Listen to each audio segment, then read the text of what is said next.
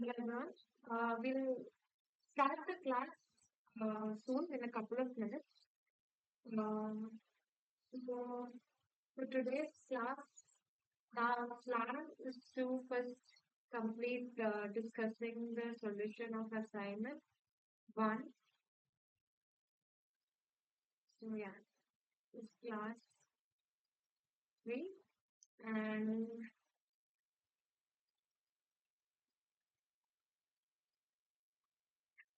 so the plan for today's class, we'll finish first assignment 1, solution, and assignment 2, solutions. Then we will move on with the class if there is any time. I'll be just discussing what we taught last week. Okay?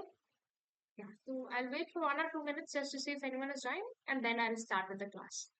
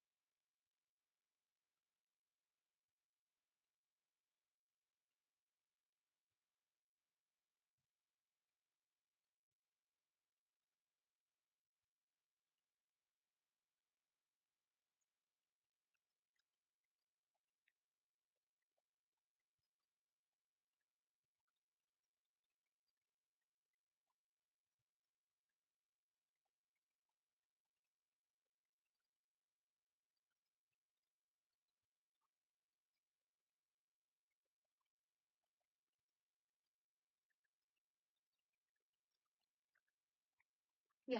So anyway, I'm going to start the class now. Okay. So I'll start with discussing the assignment 1 questions.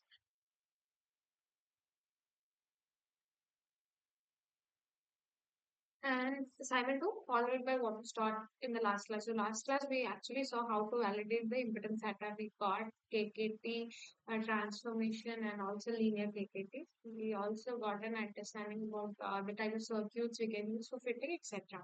So yeah, we will not waste any time. We'll go into the assignment questions. Okay.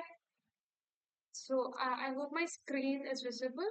So I'll be writing down the question and then we'll discuss. Okay. So the question 1 was,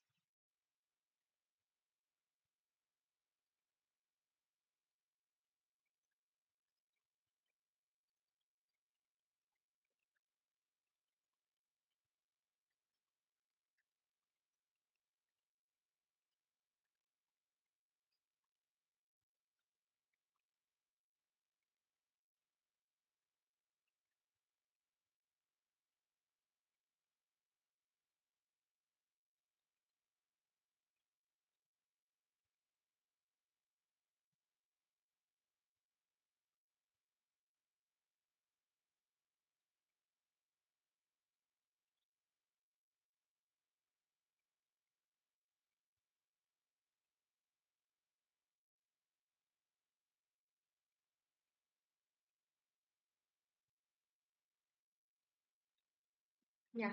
So the first question was the relation between an electrochemical reaction, rate constant,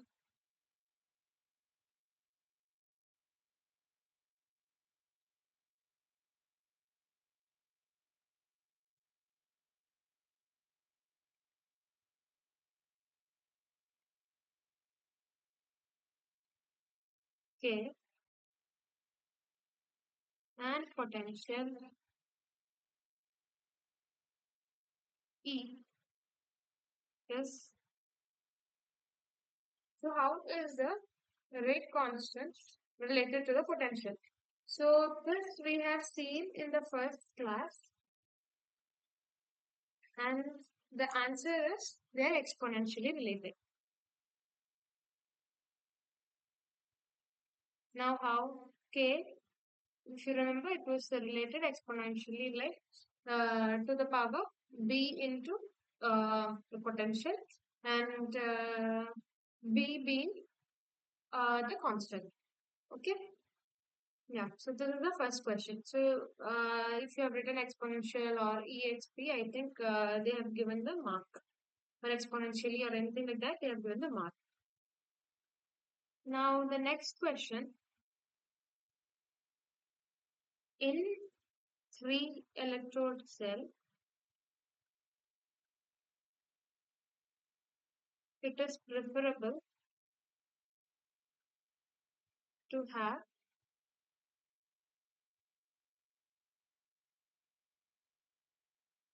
large area,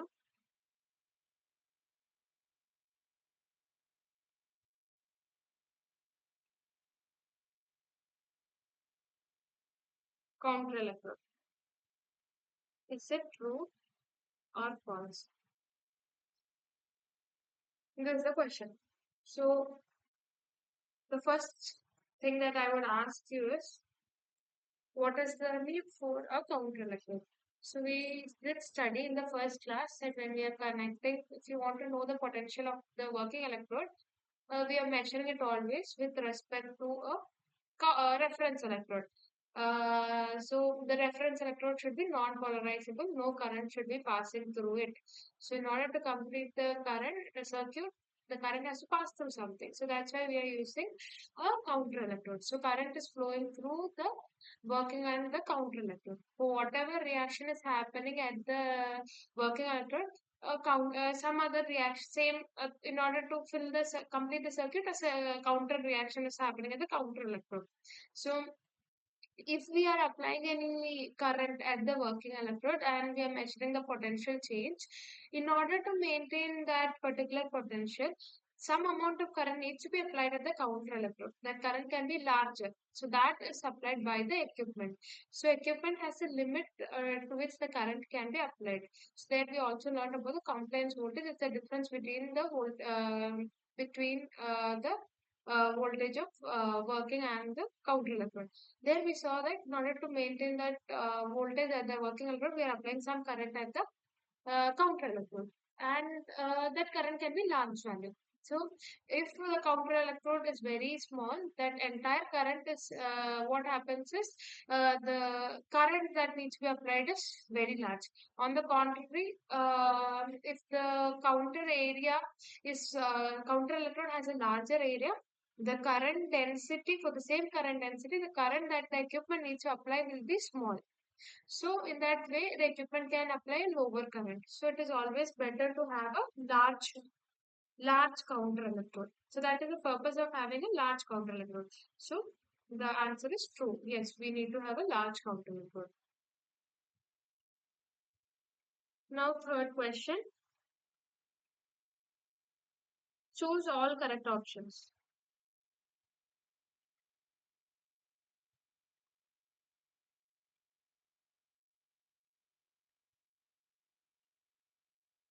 So we are given a question and we have to choose multiple options. All the correct answer is what is told. When an alternating sinusoidal potential is applied across capacitor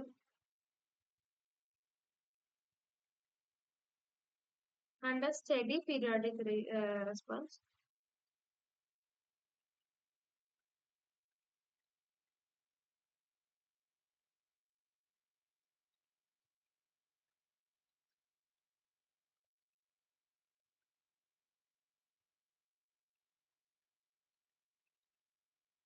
the current, option A, leads the potential, option B, lacks the potential,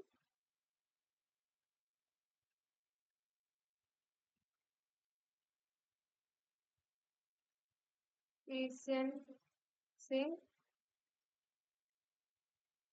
with the potential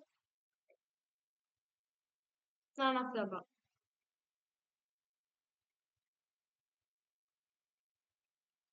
So we already learned it. We have a capacitor. If we apply a sinusoidal wave, EAC naught sine omega t, for the response, the current will be such that IAC naught sine omega t plus pi by 2. So plus pi by 2, this means current leads the potential. So the answer is, so when an alternative sinusoidal potential is applied across the capacitor and a steady periodic response, current is leading the potential. So where does it lag the potential? We know for inductor, for the same applied potential of EAC equal to EAC sine omega t, I becomes IAC naught sine omega t minus pi by 2. So here it lags potential. So there is a second case. Now the third one was resistor. It is in resistor where both the current and potential, they are in phase. This means there is no phase difference between the current and the potential. So in capacitor, the current is leading the potential by 90 degree, pi by 2. Okay. I hope that is clear.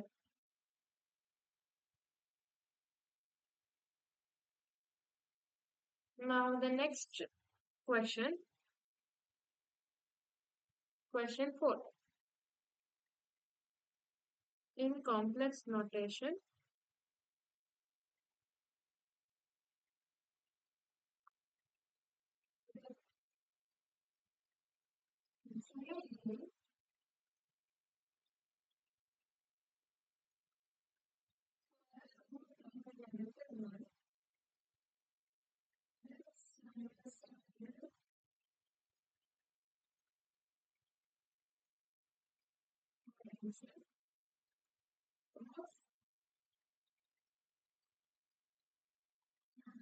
frequency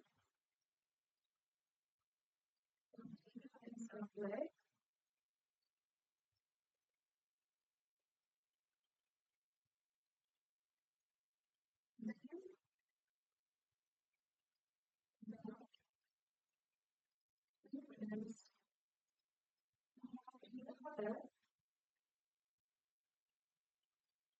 With inductance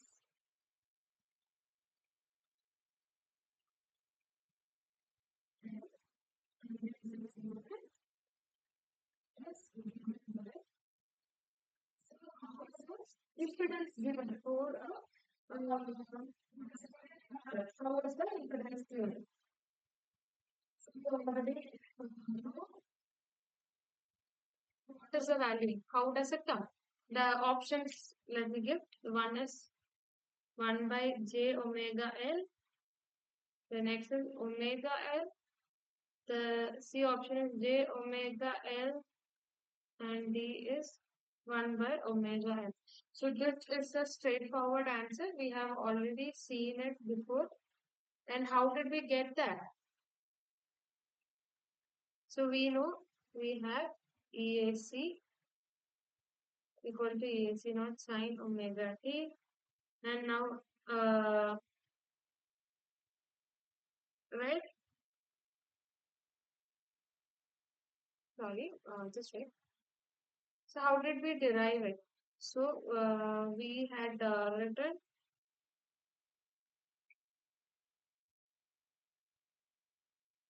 here in this case the current is lags potential, right?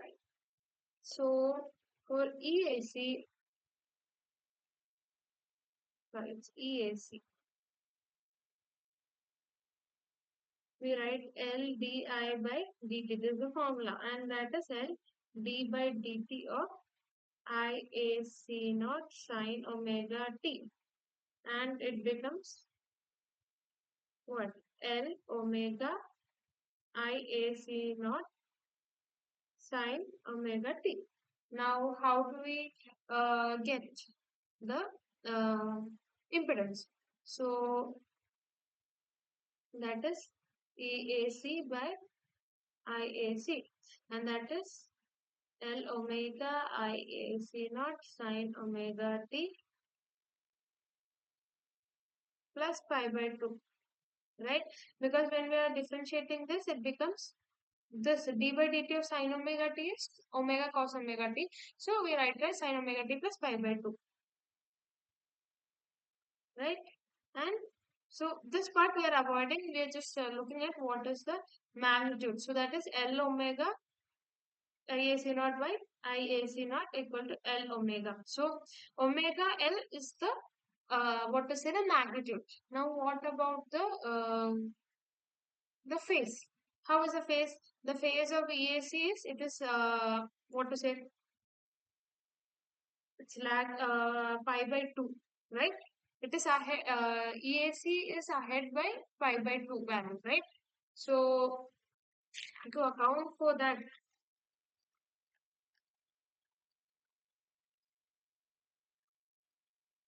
so because it's positive, we'll write it will be j omega L, right? Because current is leading. So how does the phase comes? So current is lagging by 90 degree, right? So in that case, the impedance is will have positive 90 degree. That's why j omega L. So the answer is j omega L. Okay. Now the next question.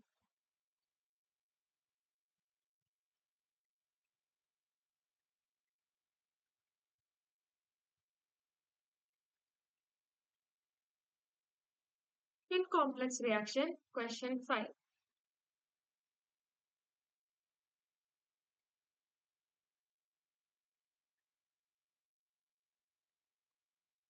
Sorry, in complex notation.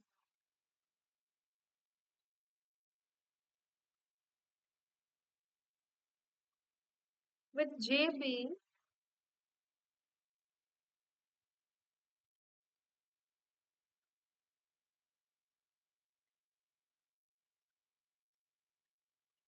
square root of minus 1, if a sinusoidal potential of angular frequency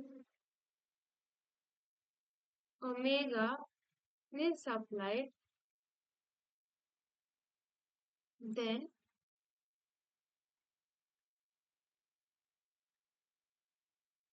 admittance of capacitor with capacitance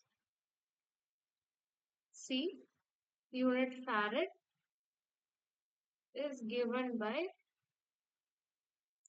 options 1 by j omega C, B is omega C, C is j omega C, and D is 1 by omega C. So here how do we do? We know we have EAC equal to EAC naught sine omega t, IAC equal to IAC naught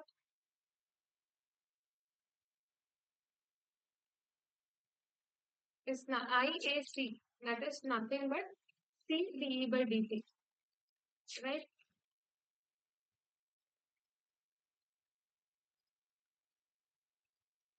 So C d by dt EAC naught sine omega t. So C EAC naught omega cos omega t, which is C EAC naught omega cos omega t plus pi by 2.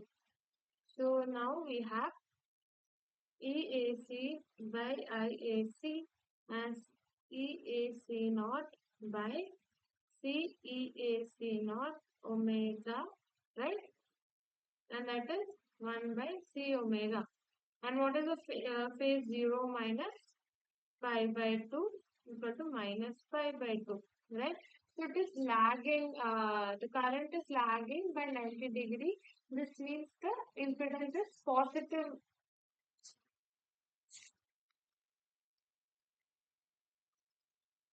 So impedance, the current is leading by 90 degree. So the impedance has negative 90 degree. So it becomes what to say. In order to account for that, we'll be writing this as, so this is nothing but this impedance. So this becomes impedance match. So impedance overall becomes 1 by j omega c.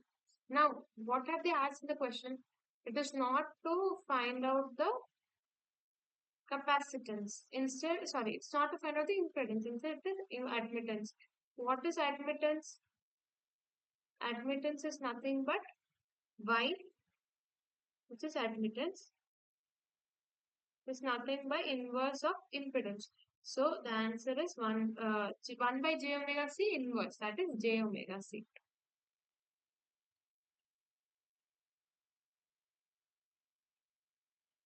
Right? Any doubt? Now, let's move on to the next question.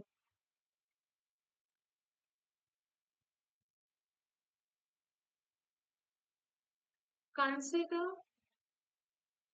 So now the next question is not multiple choice question. You have to answer. Consider three resistors. And the values are given. R1 50 ohm, R2 30 ohm, and R3 10 ohm. When they are connected in series,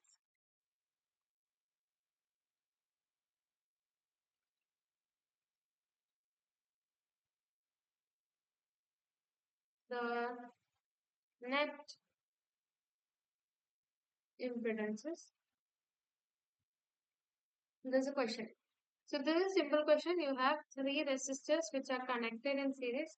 It has impedance 50, 30, and 10 ohm. So when we know when the resistors are in series, what do? We simply add up the resistance values.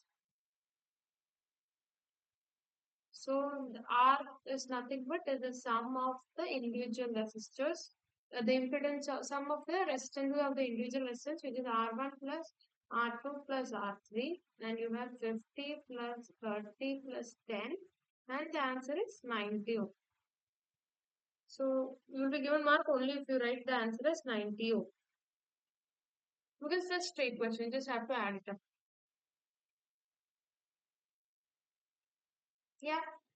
Now let's move on to the next question.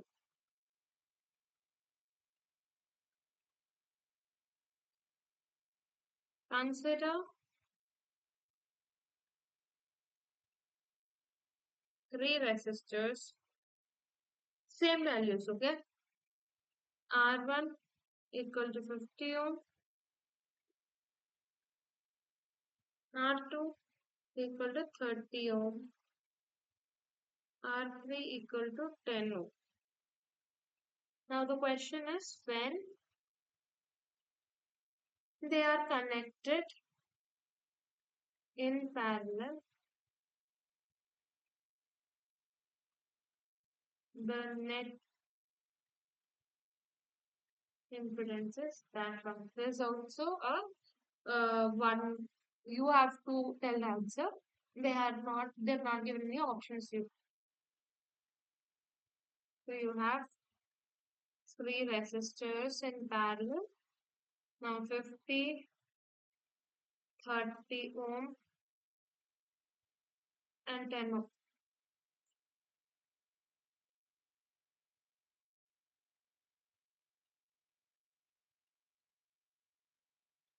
Now, how will you find out the impedance?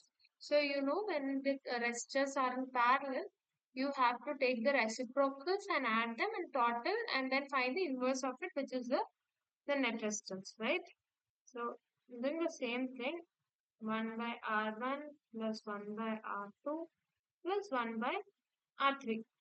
So, what are the values? 1 by 50, 1 by 30, and 1 by 10.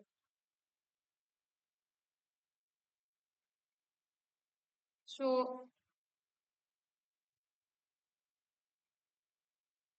I'm simply taking the LCM.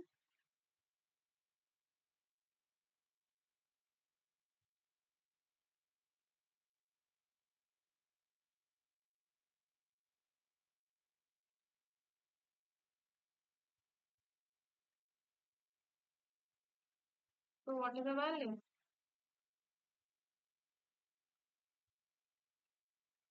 3 plus 5 plus 15. So this is nothing but 23 by 150, which is 1 by R. The question is what to find, what is R? So what you have to do, you have to take the,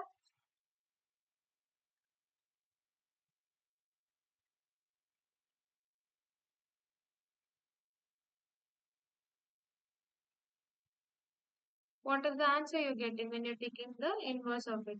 So I'm getting 6.52 ohm. Uh, so here in this case, any answer between 6.4 and 6.6 is given as correct answer. So this is the answer I'm getting, which is in the range. So this is the answer. Okay. Now the next question.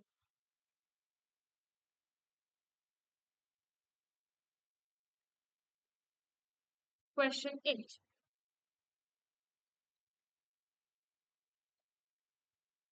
For a capacitor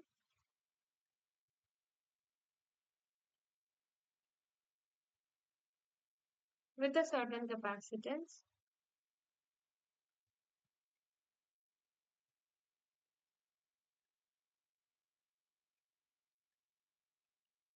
C, the relation between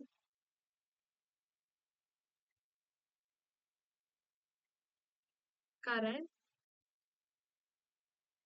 I and potential E in time t domain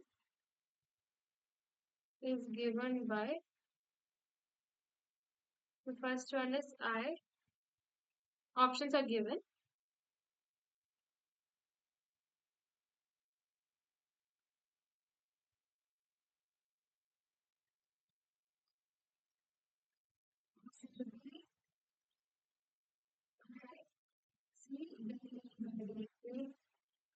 Option C, E equal to 1 by C di by dt, and option D, E equal to C di by dt, which is the option we had already seen in this case. Yeah, here we already wrote that I is given by C d by dt, right? So there's a direct question with the formula we have to know. So I C di by C de by dt. Now the next question.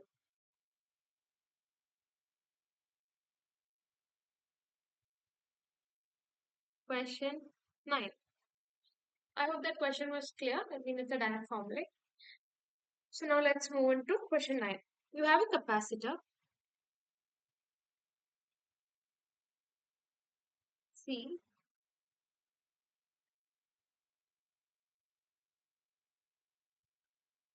connected in series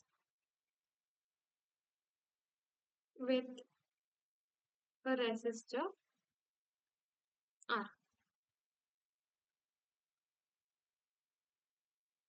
The differential equation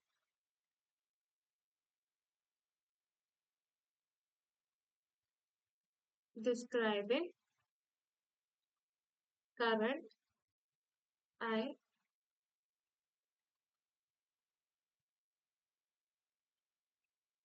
overall potential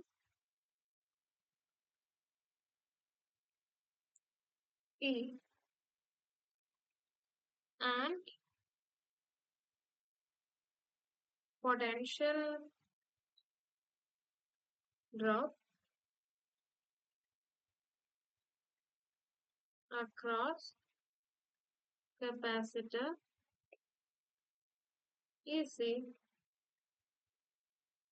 relationship is given by option A, I equal to C dE by dt equal to E minus EC by R.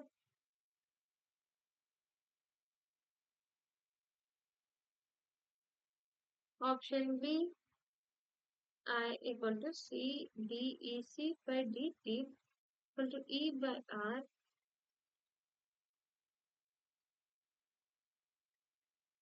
Option C, I equal to C dE by dt equal to EC by R.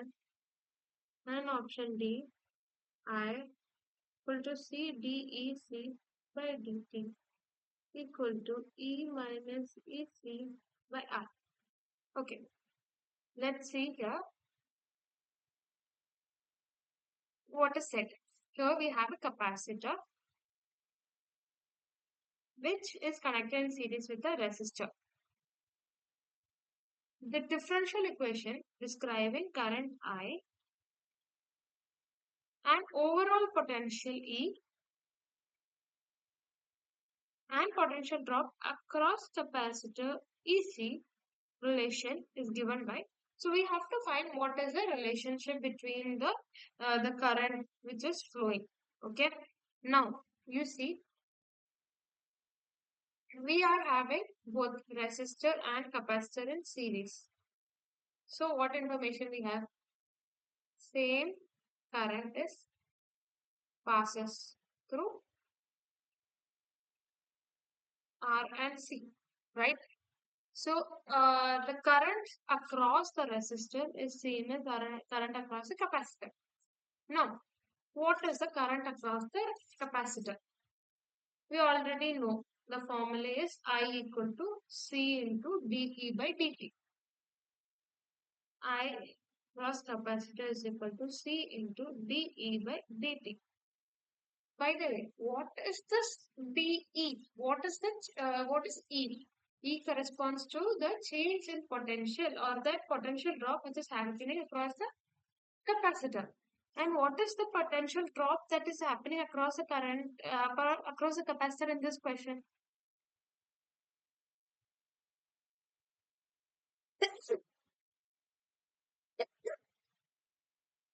So here it is clearly given that the potential drop across this capacitor is EC. So we cannot write it as dE by dt. Here the notation for that potential drop across the capacitor is dEC. So it is EC. Now across the resistor. Simple formula. What is it? Potential by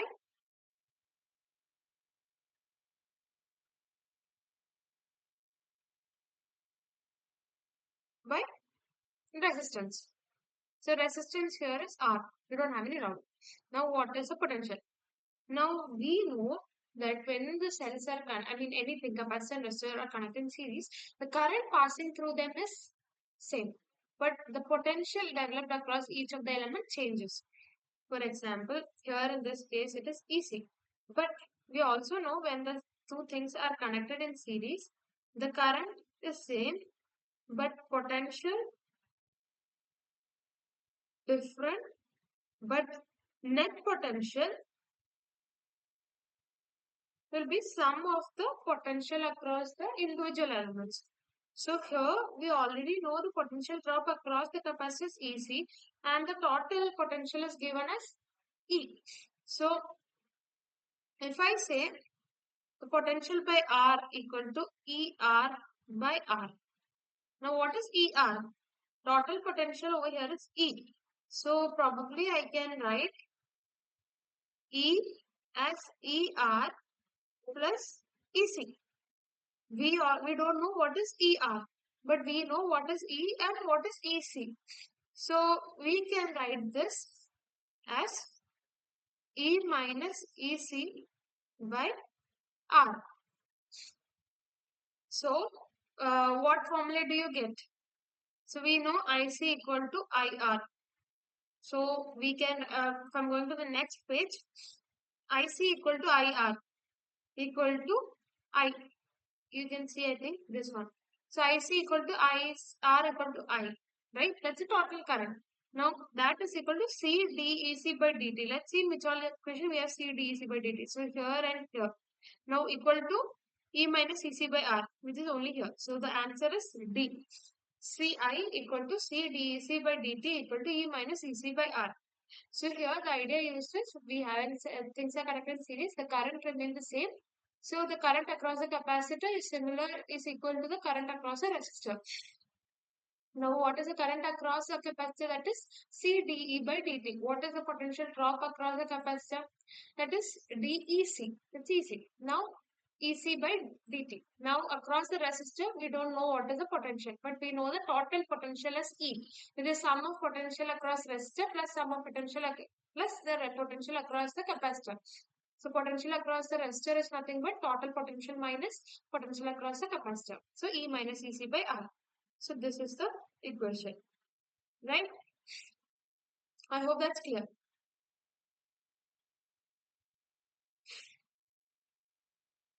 Now let's move on to the next question.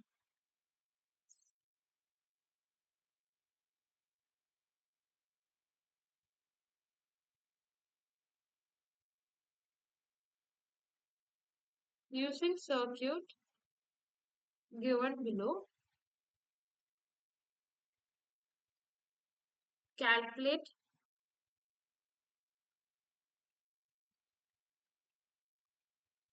impedance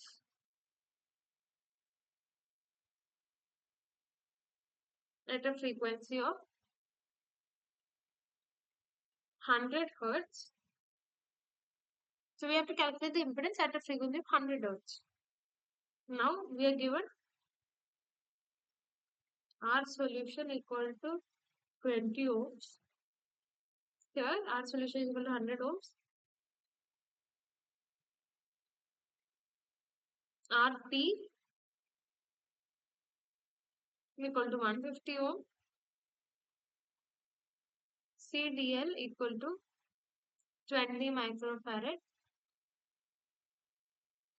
Now you are asked to find out what is ZRE value. Now circuit is a simple random circuit.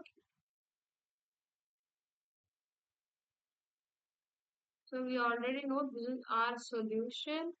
This is RT and this CDL. Now what is the, now how do we do it? For simplicity, so first we have to simplify it and find the equation for the impedance of the circuit, which is ZRE plus imaginary part. Okay, how do we do that? Now for simplicity, okay, I'm gonna draw the same circuit.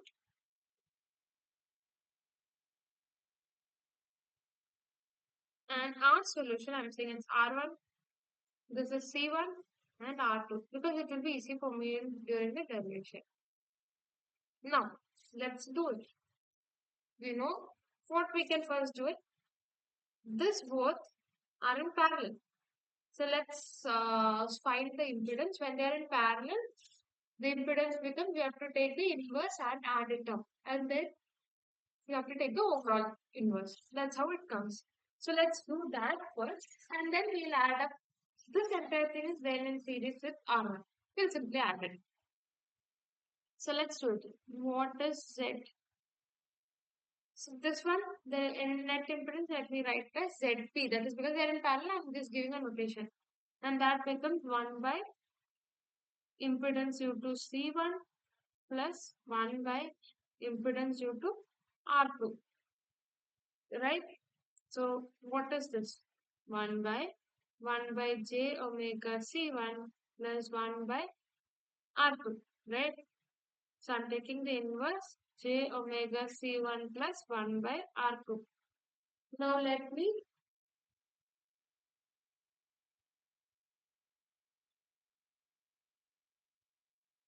Now what is ZP?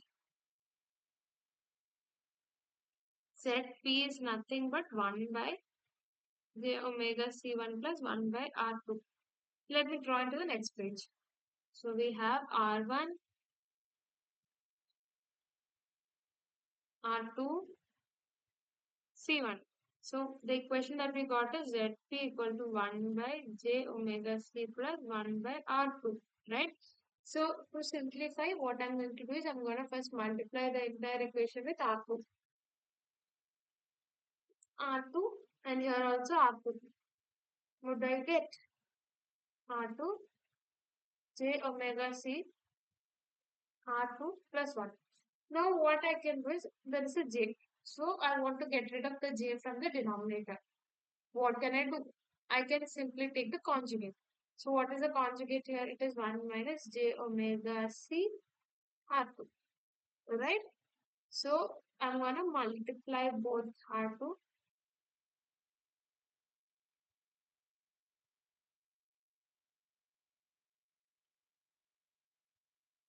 1 minus j omega C1 R2 and j omega C1 R2. Now what do I get? So this is nothing but a plus b into a minus b. Now let me see this part alone. This of the form a plus b into a minus b, which is a square minus b square. So here same way it becomes 1 minus j 1 square minus j omega c1 r2 the whole square, which is 1 minus j square omega c1 r2 the whole square. What is j square? J is square root of minus 1. So j square will be minus 1, right? Square root of minus 1 to the power 2 will become minus 1. This is 1.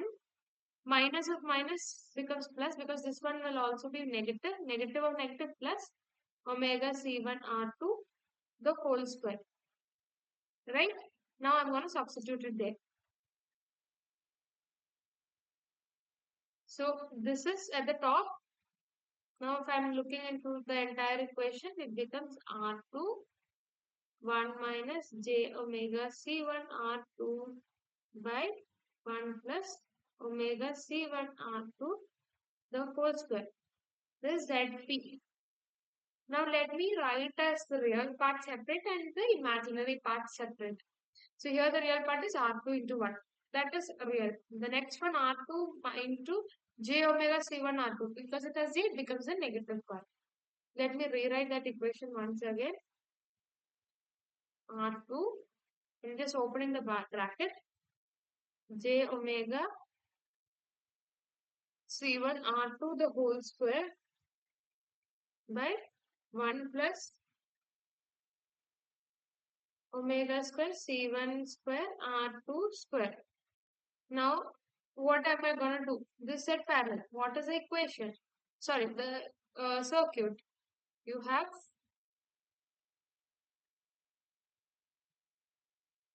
we have found out this value to be ZP. Now, if I reduce it, become, we have R1 plus ZP.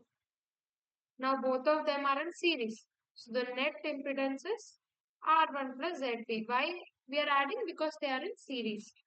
So if I'm doing it, the net impedance becomes R1 plus R2 minus j omega C1 R2 square by 1 plus omega square C1 square R2 square. Now let's separate out the real part and the net. R1 is the real part because it doesn't have any j term or an imaginary term. And now the next term is R2 by 1 plus omega square C1 square R2 square. Next term is minus j omega c1 r2 square by 1 plus omega square c1 square r2 square. Now this entire term is the real part and this entire thing becomes the imaginary part. Right? Now what is the question? What is ZRE?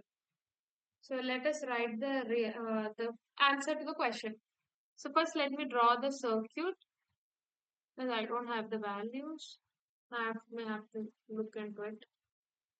So we have R solution as 20 ohm, CDL is 20 microfarad, and RT is 150. And we have to find out ZRE. This is R1 plus R2 at 100 Hertz.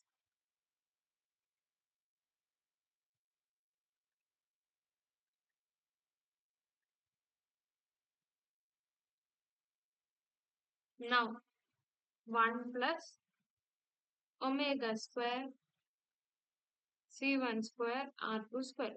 Right? Now the first thing we have to find out, we know R1, we know what is R2, omega. Omega equal to 2 into pi into F. 2 into 3.14 into 100. So that is 2. It is 628. Why? Because 2 into 3.4 into 100 is 628. Now, let us find out. First, let me solve this part, the denominator. Okay? 1 plus 628 the whole square. Now, C1 is 20 microfarad. We have to convert to farad. Farad is a unit. Micro, so 20 into 10 to the power minus 6 farad.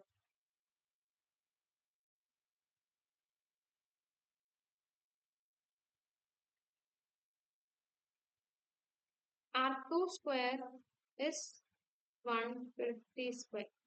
Now, what is the value?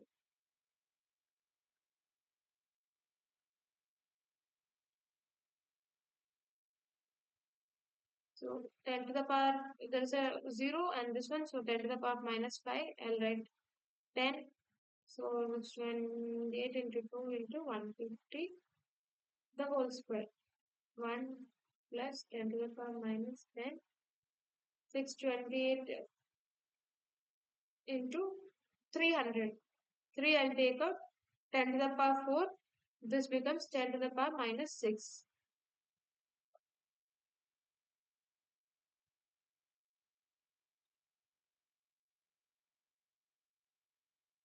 Let's do now.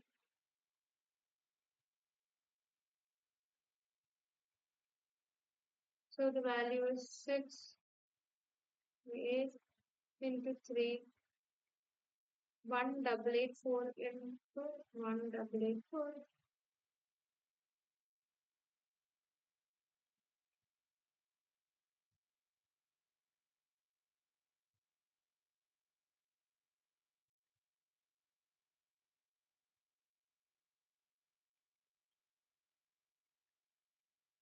Yeah. So now we have to do. So what is the value?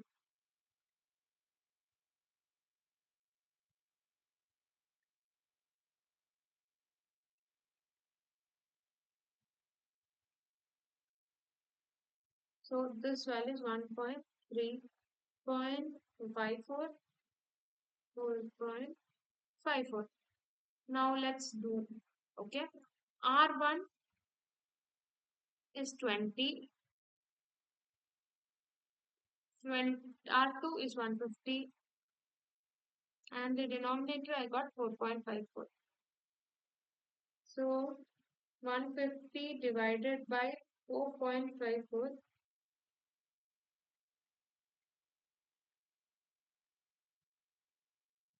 is roughly 33.1.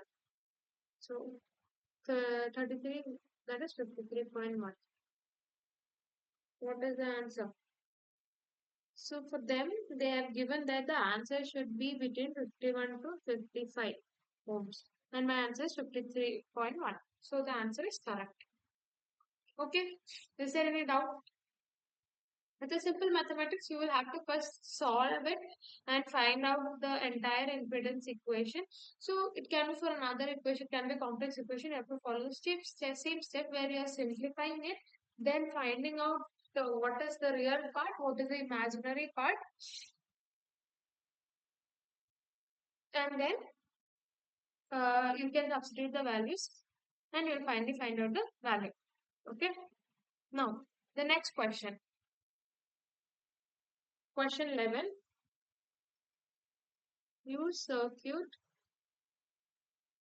given below. Calculate impedance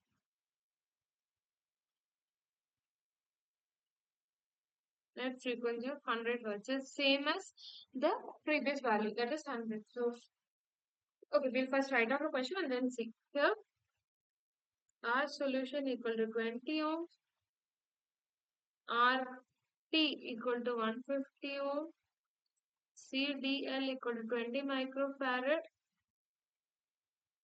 Z demand. Okay, so for the same question which is given before, okay,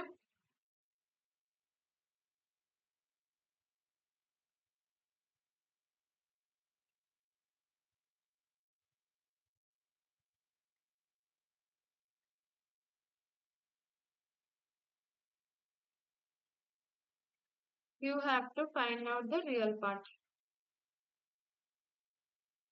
So let me first write down what is the imaginary part solution. This minus, so minus, so imaginary part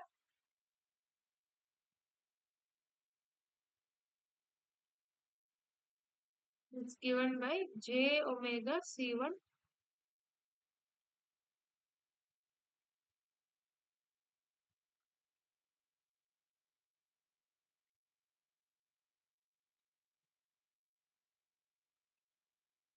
omega c1 r2 square by 1 plus omega square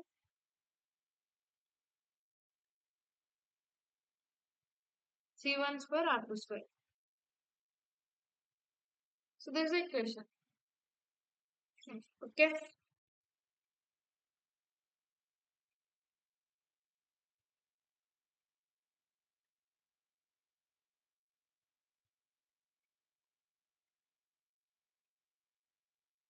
So this value, that is 1 plus omega square c1 square r2 square,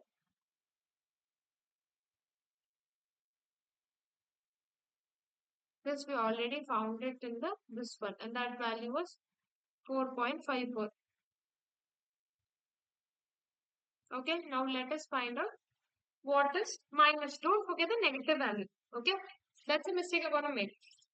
The formula is R1 plus R2 by 1 plus omega square C1 square R2 square minus j omega C1 R2 square by 1 plus omega square C1 square R2 square. Here j means it's an imaginary part, but you have to account for this negative, which is important. You shouldn't forget. So this it is not j which is important. This j indicates simply that it is negative, but you have to have the negative. So the denominator is 4.54. We also know omega equal to 2 pi f equal to, what's the value we calculated? 628. Now let us find out the numerator. That is negative 628 into C1 20 into 10 to the power minus 6 farad. We already wrote 20 into 10 to the power minus 6 into R2 square.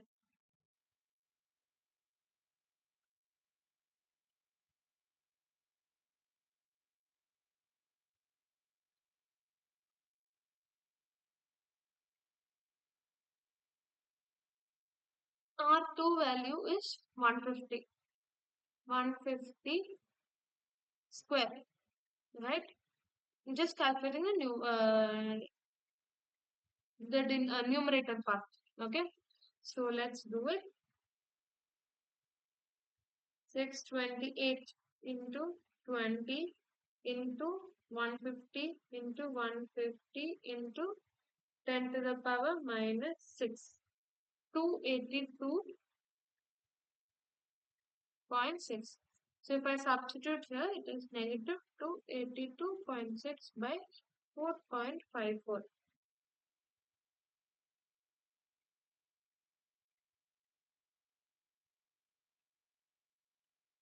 So I'm getting an answer of negative 62.24 ohm. And for them, the solution should be between, and the solution is supposed to be between negative 64 to negative 60. So any value between them, that is acceptable, and my value is negative 62.24. This is in between them, so this means this is correct. Okay.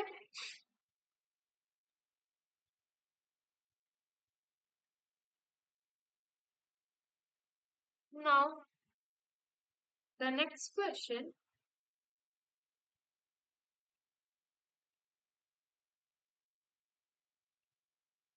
question 12. The second last question of this assignment. In the above circuit, that is question 11. Okay. What is the magnitude of impedance if frequency is 0? Okay. So let me draw the circuit first. You have R solution, you have CDL, and you have charge transfer resistance. Or as in the question, it's given as RT. Now, what happens when omega tends to 0? You have current passing through the circuit. It goes this way, right? Once it reaches here, can either go here or here, or it is going on both the ways. Now, when omega tends to 0, let us see what effect it has on RT and CDL. Will the frequency have any effect on the resistance of a resistor? No effect, right? No effect on the uh, frequency on the resistance of a resistor. Now, when it comes to the double layer capacitor, we have, what is the impedance given by here?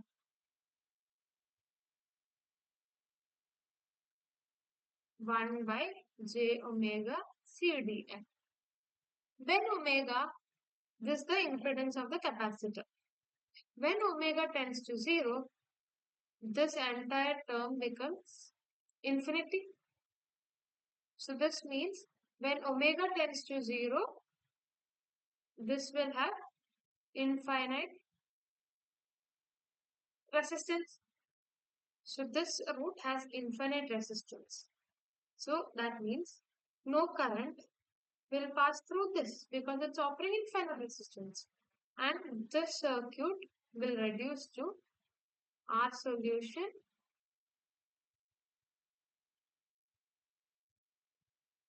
So we have R solution and you have RT. You have then simplified the entire system into a two resistors which are in series. So the net impedance becomes R solution plus RT. Is that clear or is there any doubt? Okay, I'll explain once again. That is, in the above circuit, what will be the magnitude of impedance if the frequency is 0? So the current is passing through this resistor. After this, there is a branching. Can go either this way or this way.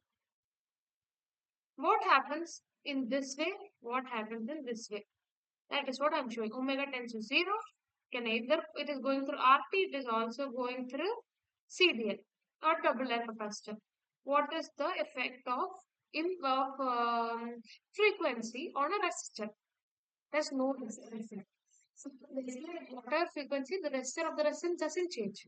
So it is having no effect. But when it comes to CDL or the double layer capacitor, what is the impedance? 1 by j omega C. And at 0, when the resistor, when at infinite,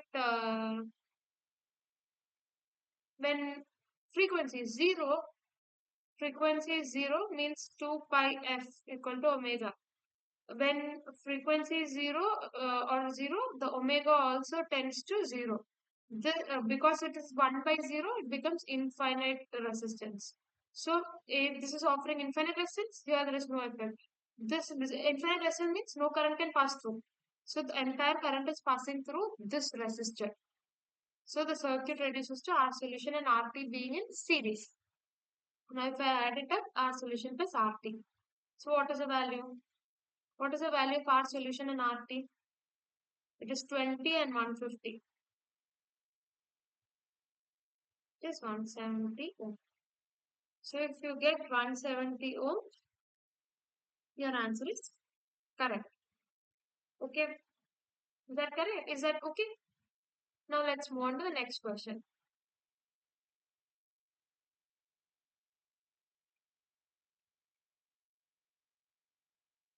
In above circuit,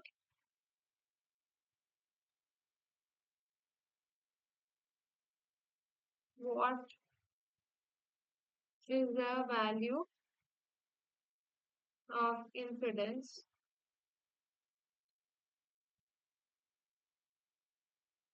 if frequency is infinity? Let's draw the same circuit.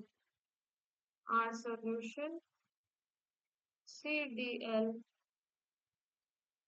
and RT. So as told, current goes this way, after it can go this way or this way. Now frequency tends to infinity. This means omega tends to infinity. Why? Because omega equal to 2 pi f. Now, what will happen to CDL? What will happen to RT? The resistance of a resistor, no effect. Frequency has no effect on the resistance of a resistor. Now here we know it is ZC equal to C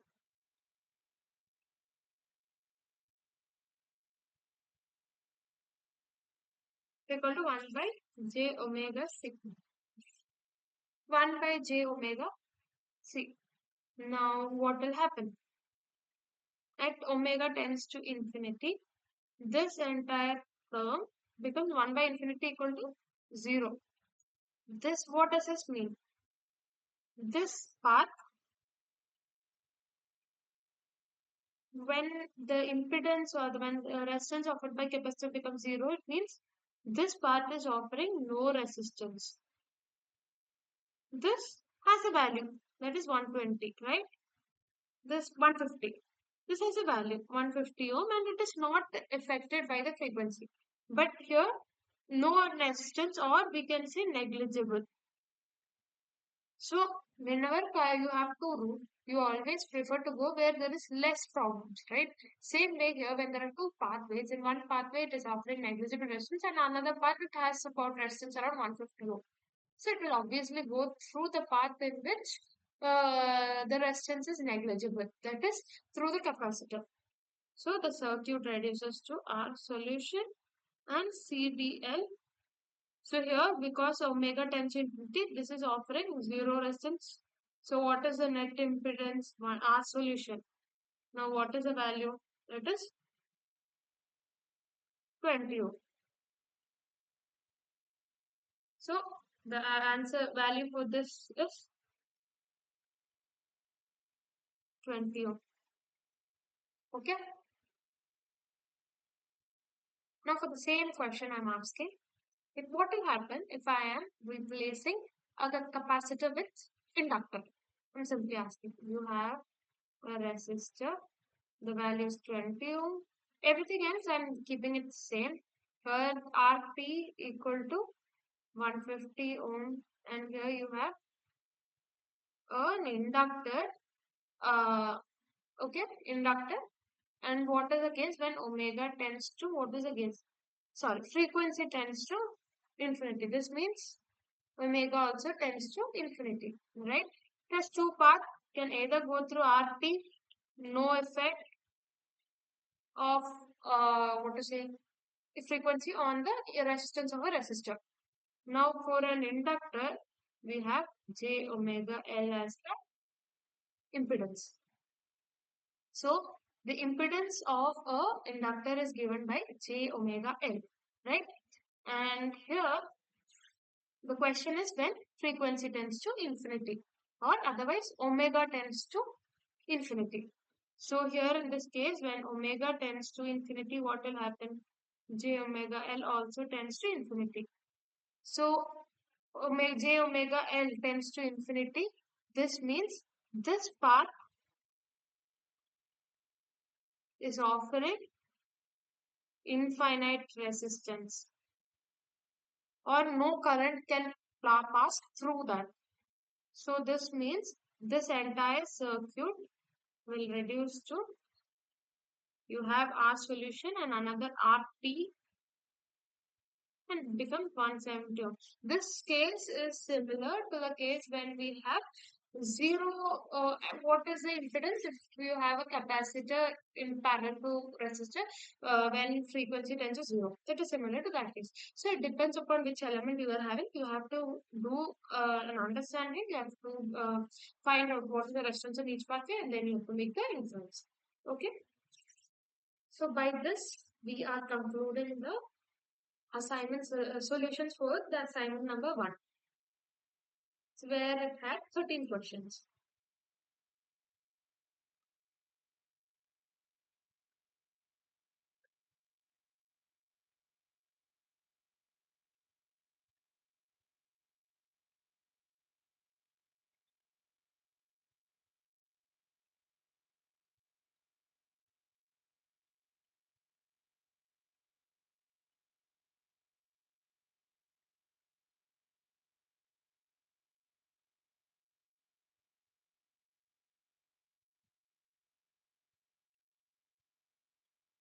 Now let us move on to next assignment, which is assignment number 2.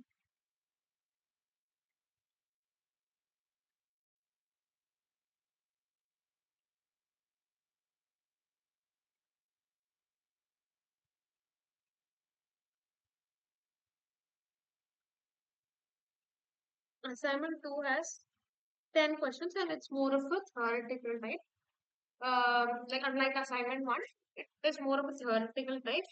And then I'm planning to discuss few points from the from this last week's class, which I couldn't cover in the last week. Okay. Then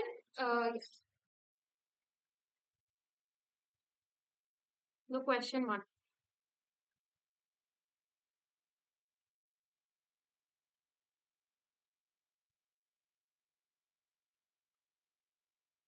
A lock-in amplifier uses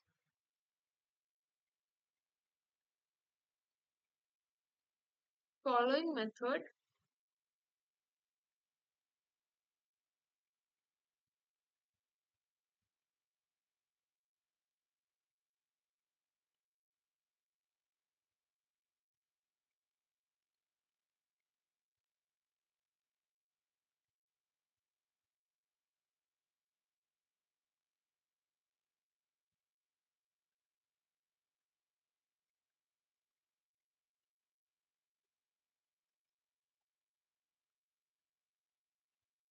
With magnitude and phase of signal.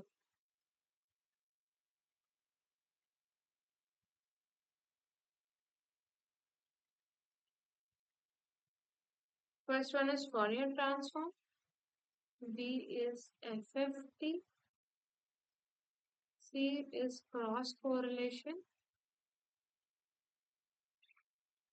And option D is none of the above. A lock-in amplifier uses following method to calculate magnitude and phase of the signal. So, which is the method which is used? So they have given Fourier transform. They have given free, and the next one is FFT. FFT is nothing but again it's a fast Fourier transform. So which is mostly used in frequency response analyzer. This is used in frequency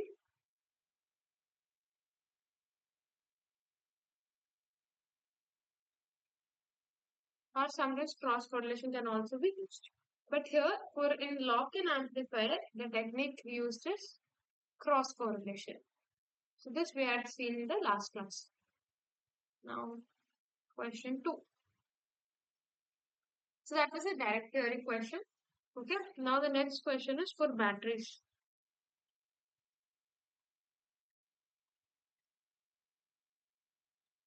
It is common to use EIS in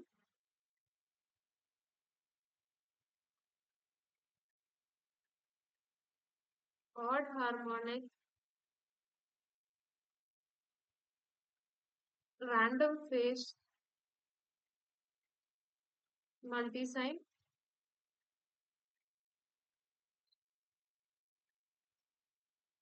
odd harmonic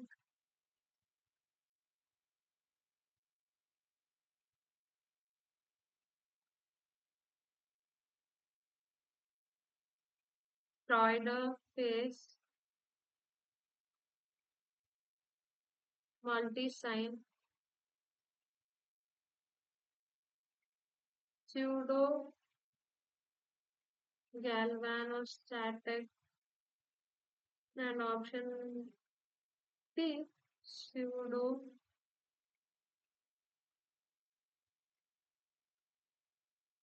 potentiostatic. So what is the answer? So what do we do in impedance? We give an DC potential superimposed by an AC potential or a DC current superimposed by AC current. Okay. And then it can be single sign or multi sign. But for batteries, what do we actually go for? We know in batteries, the resistance value is very small. So if we are giving,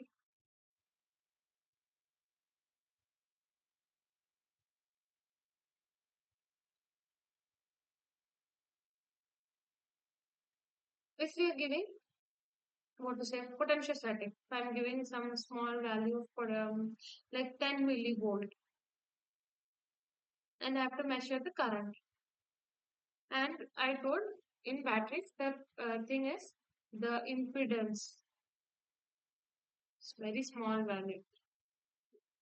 So if I'm getting something of the range of 10 to the power minus 3,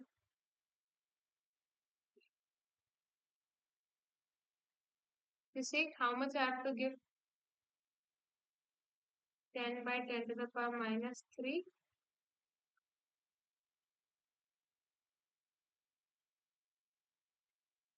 I have to give 10 amp current.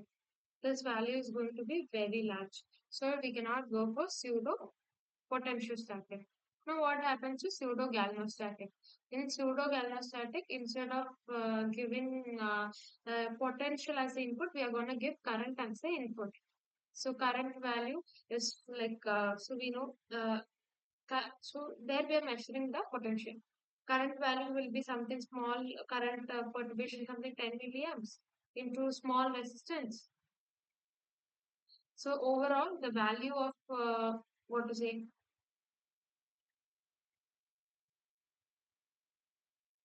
the output potential is also going to be very small. So it is always good to go for pseudo galvanostatic method rather than pseudo potentiostatic methods.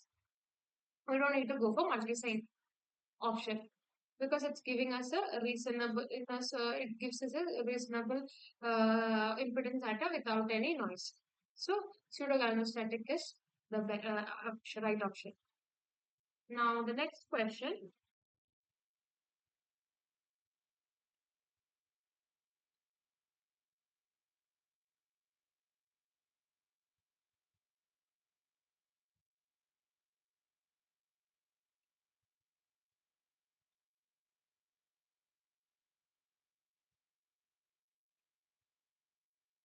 Kinetic effects manifest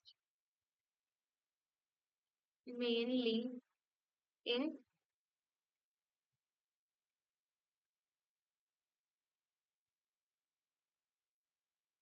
following region. EIS data. A. High frequency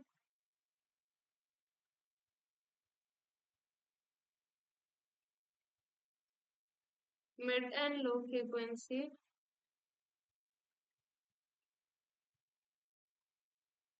both of the above.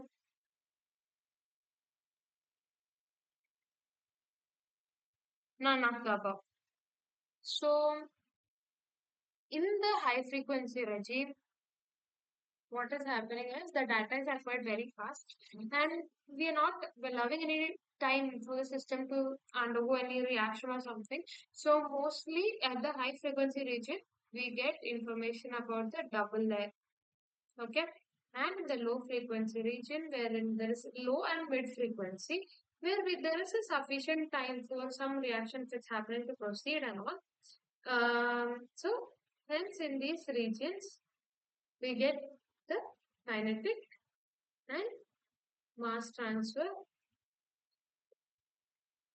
related understanding. So, here the right answer is option B.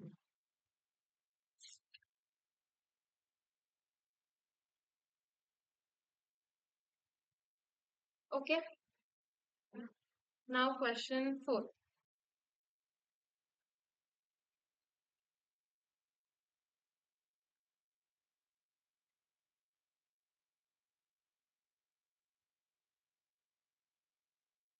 Choose the correct answer.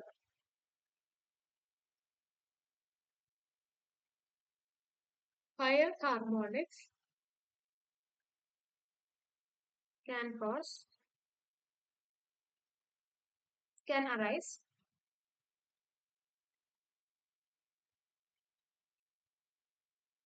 A. If system is non-linear, if a system is linear,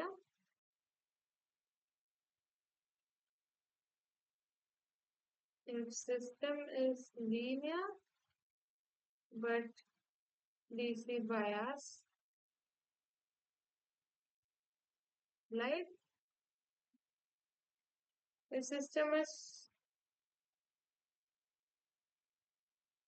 linear but multi-sign wave. Okay, let's see at each option. If the system is linear but multi-sign wave is applied. System is linear when we change the amplitude, there isn't any change in the behavior. That is, for any perturbation we apply, the system impedance response remains the same. So it is some systems we are applying single sine wave, multi sine wave. It depends upon like how if we want to collect like reduce the noise and all, we go for multi sine wave. But it has nothing to do with the linearity of the system. The next option, the system is linear but DC bias applied. We all know we are applying a DC bias over which we are superimposing an AC amplitude. Okay, so that option is also not possible. If system is linear, higher if the system is linear, we are going to get a reproducible result. In a sense that we say the system is linear, if we are going to repeat it in multiple amplitude, when we do, we should get the same result. So there is also no possibility of any linearity to be questioned, I mean to be the reason for harmonics to arise. Now, what will happen if system is non-linear? When do we say a system is non-linear? So I am doing an impedance plot. I do it at 5 millivolt amplitude, I get a plot like this. If I do it as 10 millivolt also, I'm getting somewhat same. But at 20 millivolt onwards, I get something different. The response becomes different. So that I can say that at a higher amplitude, the response is totally different from what I was getting. That means the system is non-linear. So non-linearity of the system, why is it arising? It is because of the harmonics in the system. So question 4, the answer is option A. Okay.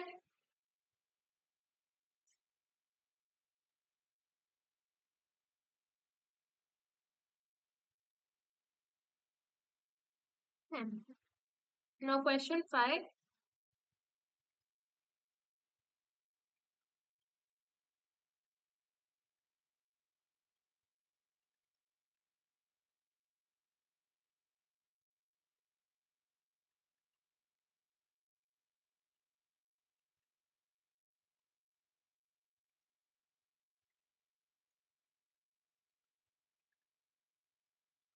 Taylor series expansion.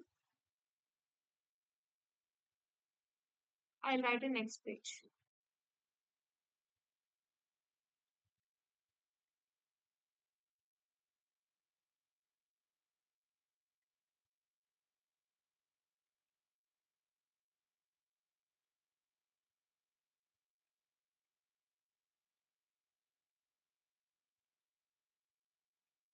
The question is Taylor series expansion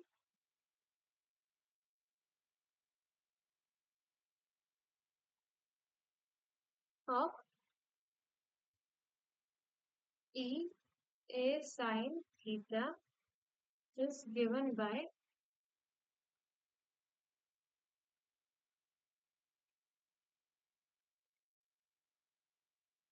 okay. Option A 1 plus A theta A square theta square by 2 factorial.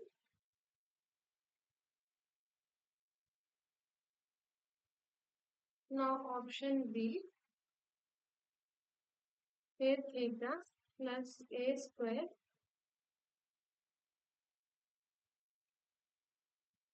theta square by 2 is A cube theta cube by 3. Option C is A plus A sine theta A square by 2 factorial sine square theta A cube 3 factorial sine cube theta. The option A sine theta plus A square by 2 factorial sine square theta A cube by 3 sine cube theta. Okay. Now the formula for Taylor series expansion of e raised to a power sine theta. Sorry, e to the power a sine theta. So we know what is the so that's basically mathematical. So you know what is the expansion of e to the power x? So that is 1 plus x square by 2 factorial x cubed by 3 factorial. So here this x is nothing but a sine theta. So what should be the expansion? 1 plus a sine theta plus a sine square theta, sorry, by 2 factorial sine theta by 3 factorial.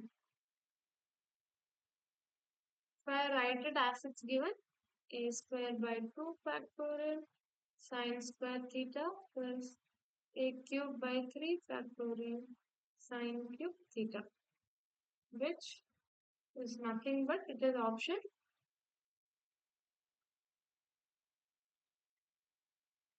Is option 2 and 3 same?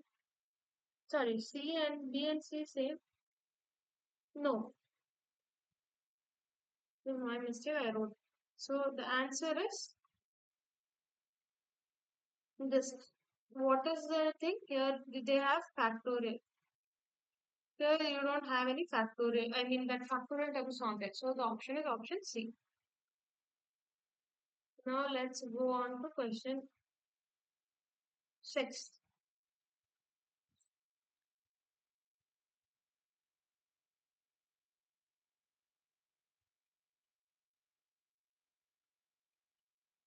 If signal frequency is expected to be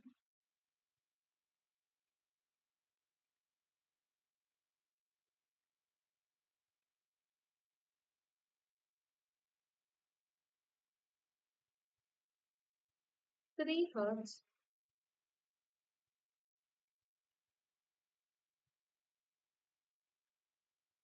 then to acquire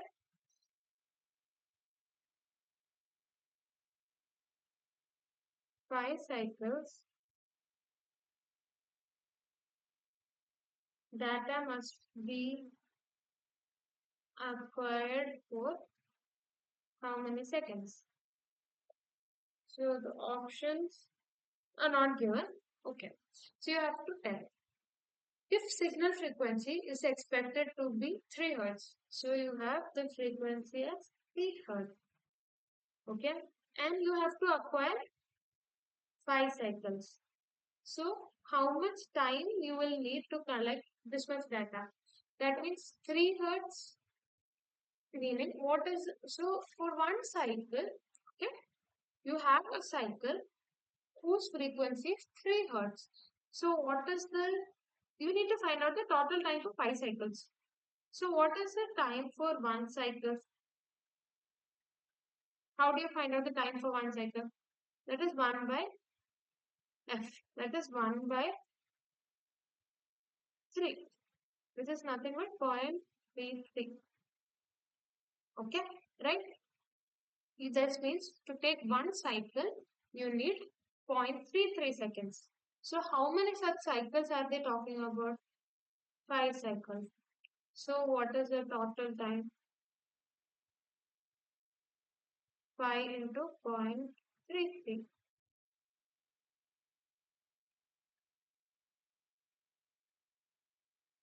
So I'm getting an answer of 1.65 seconds. So in order to complete 5 cycles with cycle having a frequency of 3 Hertz, it will take 1.65 seconds. Your answer should come between 1.6 to 1.7. My answer is 1.65. So it is correct. Okay. This is the solution answer given. Okay. It's clear, I think.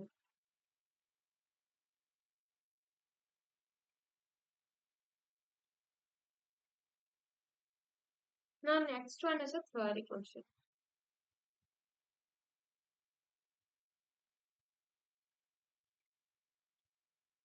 In FFT analysis,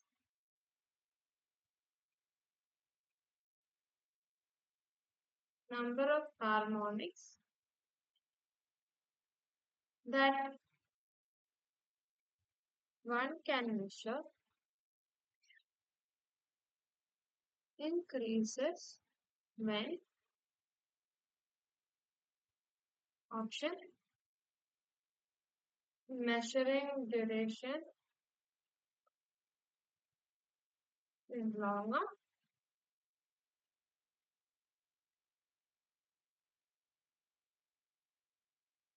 sampling frequency is more,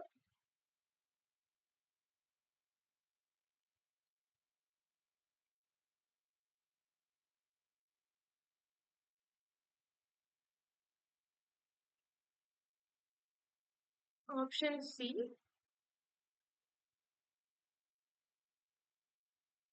measurement duration is shorter, option D, sampling frequency is less. Okay. So the answer for this question, as we had already seen, it is a type of theory question, and we know the answer is when sampling frequency is more. Now, why like that? Large sampling frequency means, what does that mean? Time interval at which data is taken is reduced. So this means if I need more harmonics, what should I do? I have to increase the sampling frequency. So the answer is sampling frequency is more. Okay.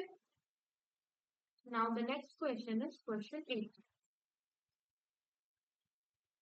You have a multi-sine wave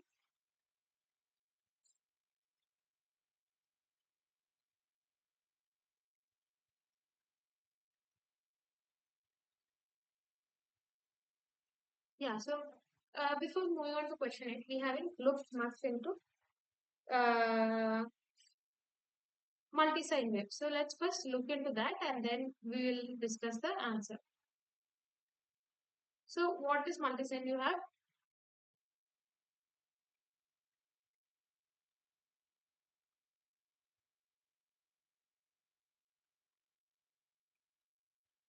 We are applying multiple sine waves, applying multiple sine wave simultaneously, right? So what is the advantage? It will take less time taken to collect the data,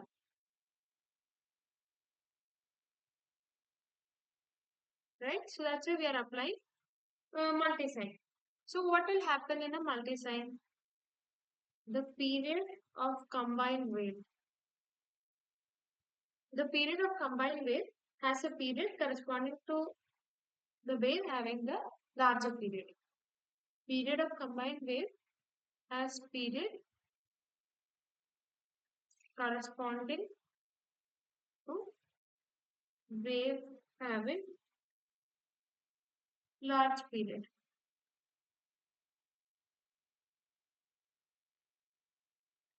And this combined wave, the period of this combined wave doesn't change with pace of the input wave or amplitude of input wave. What it depends upon it? It depends on frequency. It's totally dependent upon the frequency.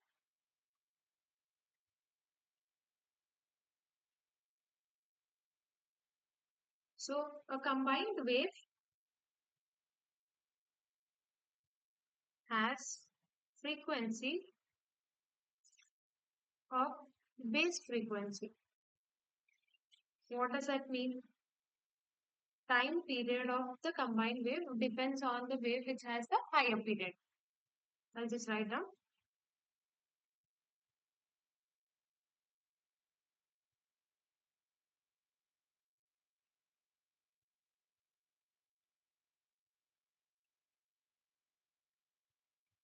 Okay. So we can use Fourier transform in order to decouple the multi-sign wave with the magnitude and frequency. So the question comes, Fourier transform helps to decouple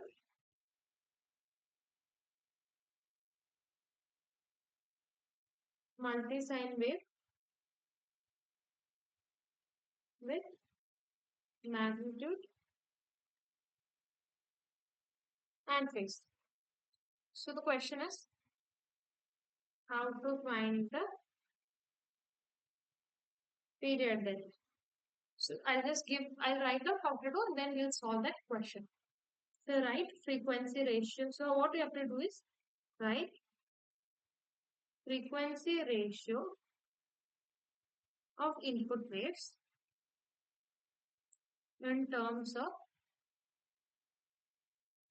integer. That's the first step. Then second, what I have to do is find minimum integer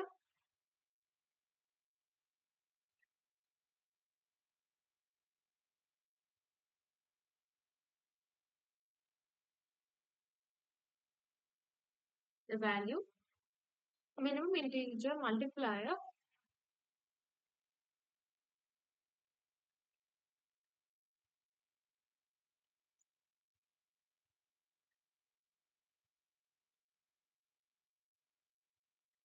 So I'm writing down the steps for each period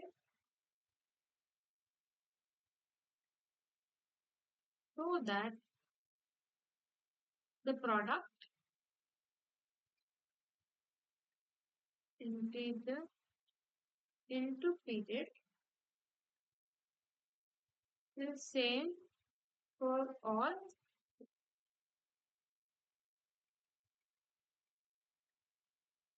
constituent waves.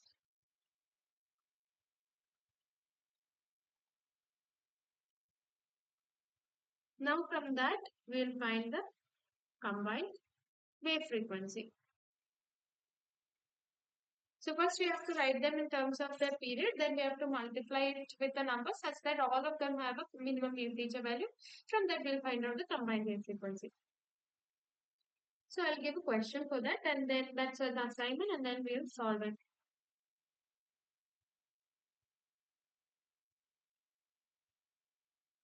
A multi-sine wave is created by combining two waves of frequency 1.25 Hz and 2 Hz. Period of multi-sine wave is how many seconds? There's a question.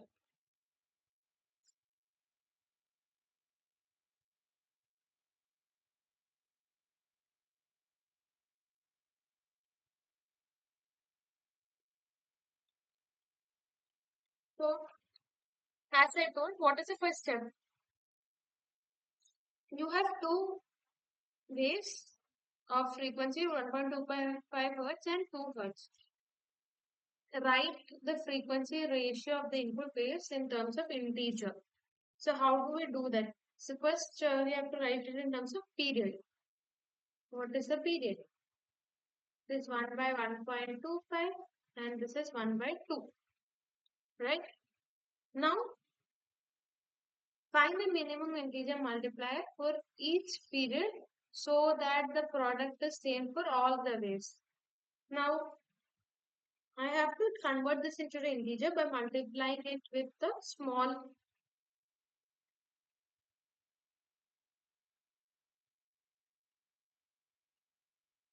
So let me take that out. That is,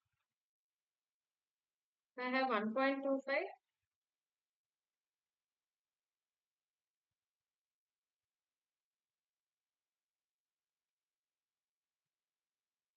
So how much this becomes?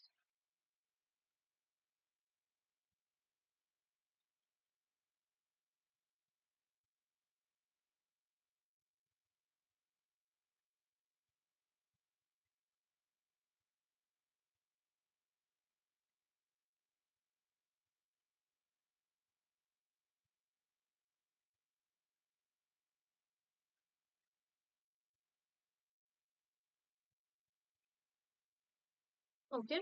So if I am multiplying it by,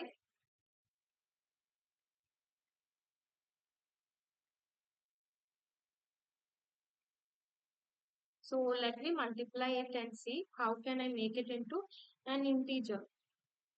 So if I multiply it by, uh, just give me a moment.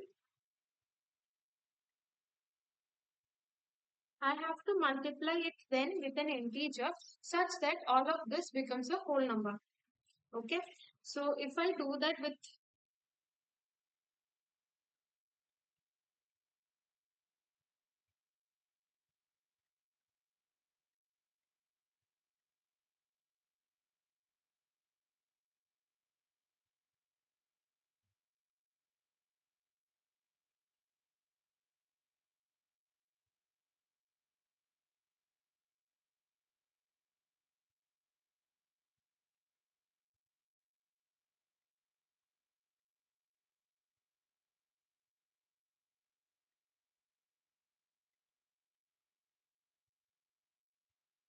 okay, sorry, it is already given. Sorry, I've made a mistake in that.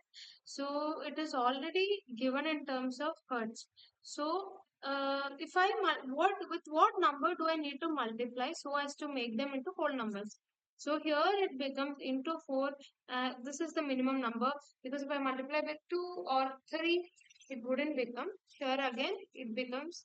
So here if I multiply, it becomes how much? 1.25 into 4 is 5, right? And here becomes 8. So this is the minimum number. So from this we get to know that the answer is 4 seconds.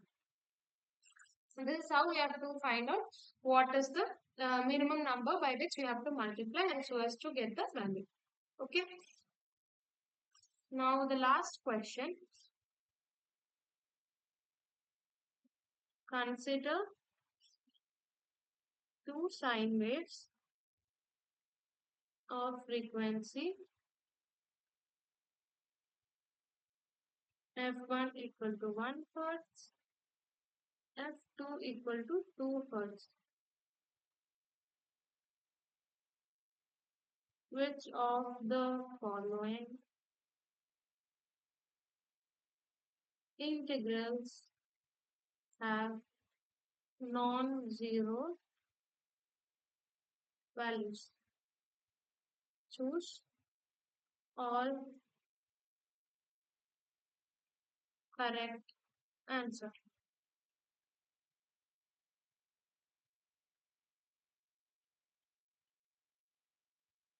0 to 1 sine 2 pi f1 t sine 2 pi f2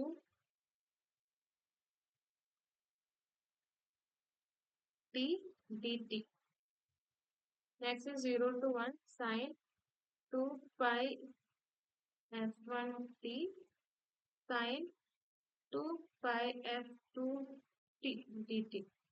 The next one is 0 to 1.8 sine 2 pi f1 t sine 2 pi f2 t dt. And the next one 0 to 1.8.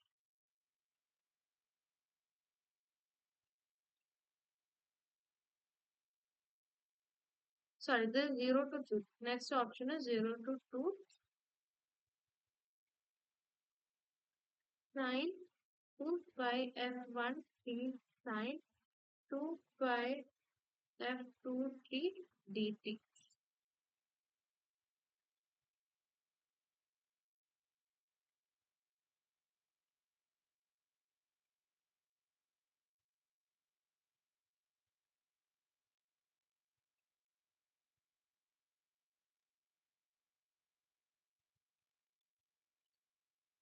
Sorry, I've made a mistake. This is 0 to 1.8. This is 0 to 2.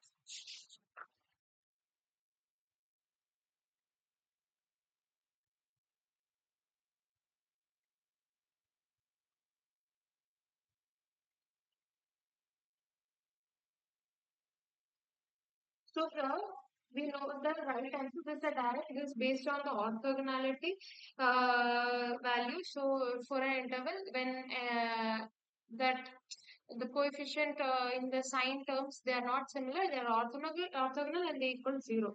So here the answer is the second one. Sorry, the first one is wrong.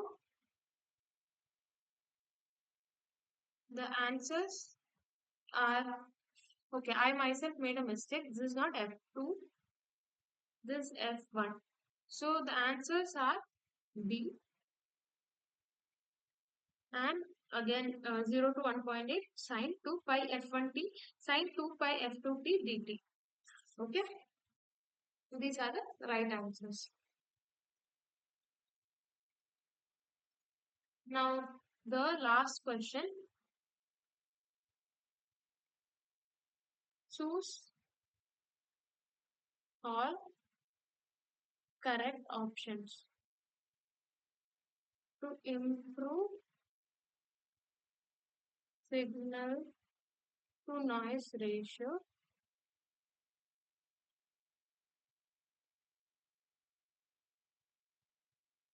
increase input amplitude, average many number of cycles. Option C, both of the above. Option D,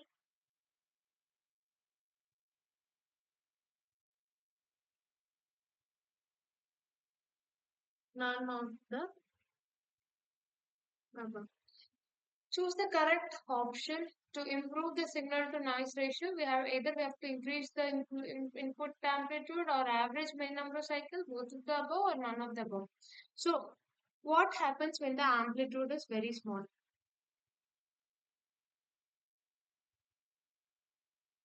We know what we are doing. We have a DC voltage on which we are superimposing an AC voltage. So, this itself will be slightly noisy. Okay. Now, on the top of that, the amplitude can be very small like this,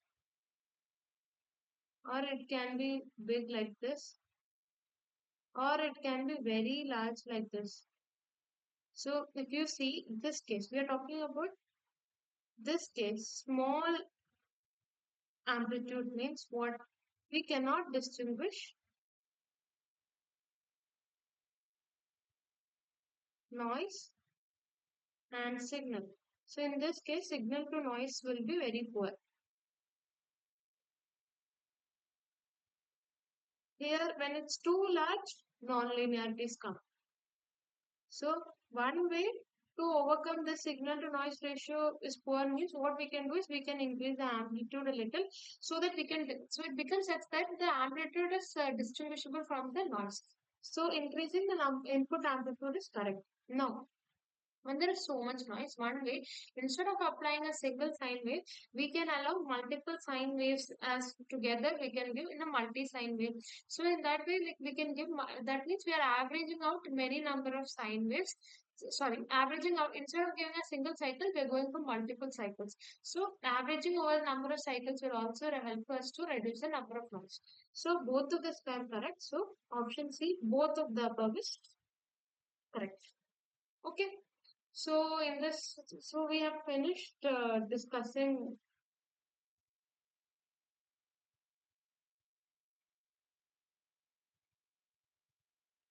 We have finished discussing all the questions from assignment two as well. I hope this session would have helped you to,